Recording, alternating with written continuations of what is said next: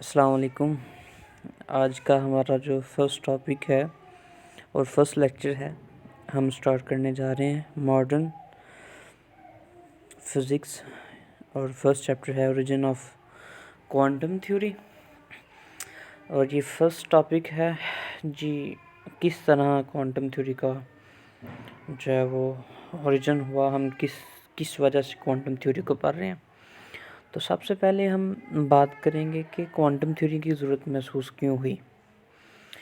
अगर हम बात करें क्लासिकल मैकेनिक्स की, तो इसमें हम जो मैक्रो एलिमेंट्स, मैक्रो ऑब्जेक्ट्स हैं, जैसा कि बॉडी है, कोई भी बॉडी हमारे इन्वायरमेंट में, या हम कोई भी बॉडी देख रहे हैं आसपास, उसके मोशन को डिस्कस करते हैं, मोमेंटम को डिस्कस करते हैं, तो बड़ा ही आसान न्यूटन ने हमें फार्मूले दिए हुए हैं, उसकी मदद से हम सॉल्व कर सकते हैं।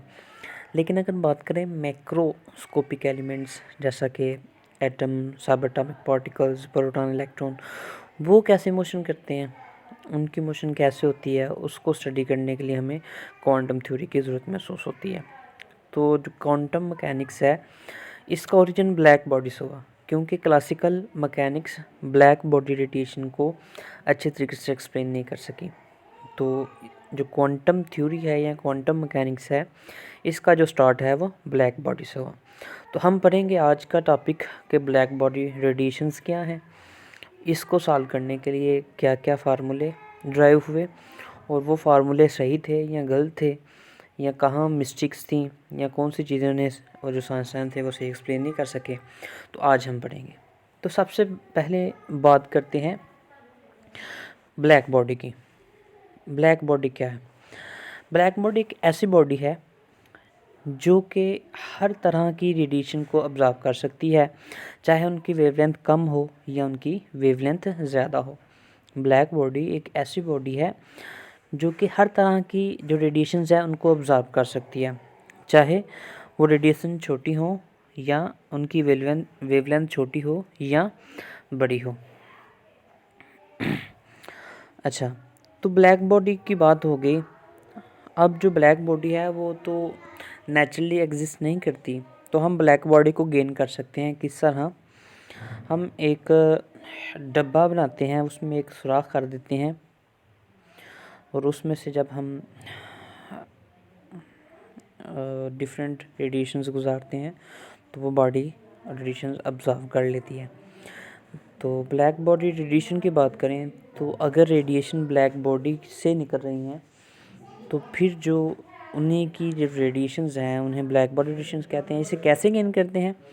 अगर हम किसी भी बॉडी को गर्म करें, लोहे को गर्म करें, तो उसका कलर रेड होता है। इसका मतलब कि उसमें से रेड कलर की वेवलेंथ एमिट हो रही हैं।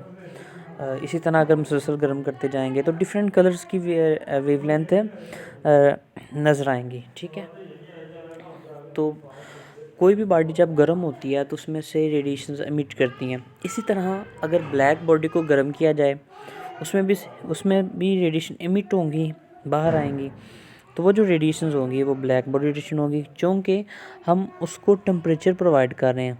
तो टेम्परेचर की वजह से जो रेडिएशन है इन्हें थर्मल रेडिएशन भी कहते हैं। नेक्स्ट बात करते हैं कि इस ब्लैक बॉडी को समझने के लिए दो साइंसदान थे, एक था वेन्स और एक था रिले जीन्स। इन्होंने स्पेक्ट्रल रेडियंसी के बारे में बताया, इन्होंने फार्मूले दिए। जो वेन्स था, इसने 1893 में एक फार्मूला दिया जो कि बेस कर रहा था थर्मोडायनामिक्स पे।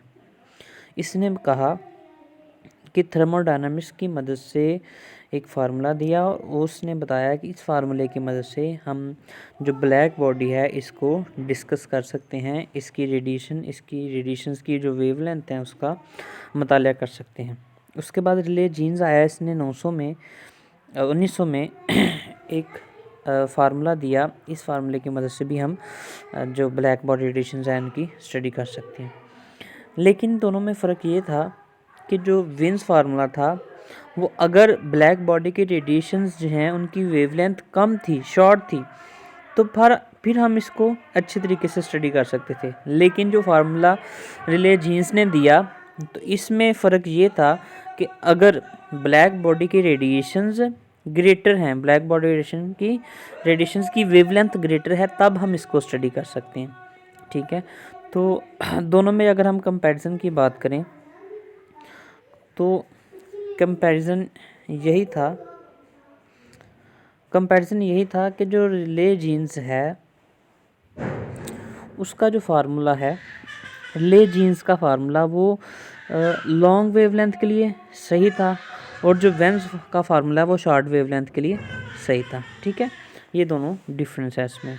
उसके बाद हम बात करते हैं स्पेक्ट्रल रेडियंसी की। बेसिकली हम जो पढ़ रहे हैं, या जो हम इन दोनों फार्मूलों में इक्वल की दूसरी साइड पे पढ़ रहे हैं, आर इंटू लैम्डा।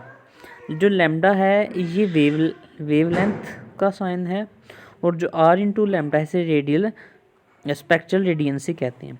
ठीक है, तो ये हमें बता रहा है कि किस तरह हमारी वेवलेंथ है उसमें चेंज आ रहा है, और किस तरह हम उस फार्मूले की मदद से पुट करके सॉल्व कर सकते हैं। इसके बाद एक बड़ा ही इम्पोर्टेंट जो लॉ है वो ये है वेन्स डिस्प्लेसमेंट लॉ और स्टीफन बोल्ट्जमैन लॉ। अगर हम इसकी स्टडी करें तो यहाँ में दो चीज़ें हैं। एक अलोंग वाई एक्सिस हम बात करेंगे स्पेक्ट्रल रेडियंसी की, और अलोंग एक्स एक्सिस हम बात करेंगे वेवलेंथ की। हम यहाँ देख रहे हैं कि जब हमारा टेम्परेचर 1 था, ये टेम्परेचर था, तब टेम्परेचर इंक्रीज़ था और वेवलेंथ भी इंक्रीज़ हुई। ठीक है, हम कह सकते हैं कि टेम्परेचर T ज़्यादा है और वेवलेंथ बल्कि हम इस ग्राफ से ये कह सकते हैं कि स्पेक्ट्रल रेडियंसी जो है वो इंक्रीज़ कर रही है जब वेवलेंथ इंक्रीज़ कर रही है। तो T जो पहला टेम्परेचर है वो ज़्यादा है। अगर टेम्परेचर कम करते जाएं, अगर टेम्परेचर बढ़ाते जाएं, तो हमारी जो वेवलेंथ है वो आस्ता आस्ता कम होती जा रही है। ये टेम्परेचर, फिर हमने ये टेम्परेचर ज़्यादा था, फिर इससे ये ज़्यादा बढ़ाया, फिर इससे ये ज़्यादा बढ़ाया, तो हम देख रहे हैं कि हमने टेम्परेचर तो इंक्रीज़ करते गए, पहला टेम्परेचर ज़्यादा, दूसरा उससे ज़्यादा, तीसरा उससे ज़्यादा, जो वेवलेंथ है वो छोटी होती जा रही है। ये साइन है, ये सारा ये हमें बता रहा है कि वेवलेंथ क्या हो रही है, छोटी होती जा रही है। ठीक है, मीन्स टू से कि टेम्परेचर इंक्रीज़ किया और वेवलेंथ शॉर्ट होती गई, तो ये जो वेन्स लॉ है हमें ये बता रहा है कि टेम्परेचर को इंक्रीज़ करने से हमारी वेवलेंथ डिक्रीज़ होती जा रही है। तो सेम ये फार्मूला अगर हम इसको T को दूसरी साइड पर लेके जाएं तो हमारे पास ये आ जाएगा फार्मूला जो कि कांस्टेंट है। और स्टीफन बोल्ट्जमैन लॉ जो है वो हमें ये कहता है कि आपकी जो रेडिएंट इंटेंसिटी है IT वो बेसिकली बराबर है सिग्मा T/4। हाँ, ये कांस्टेंट क्वांटिटी है। इसको हम ये फार्मूला हम दो बड़े इंपॉर्टेंट फार्मूले इसको हम नेक्स्ट यूज़ करेंगे। ठीक है जी।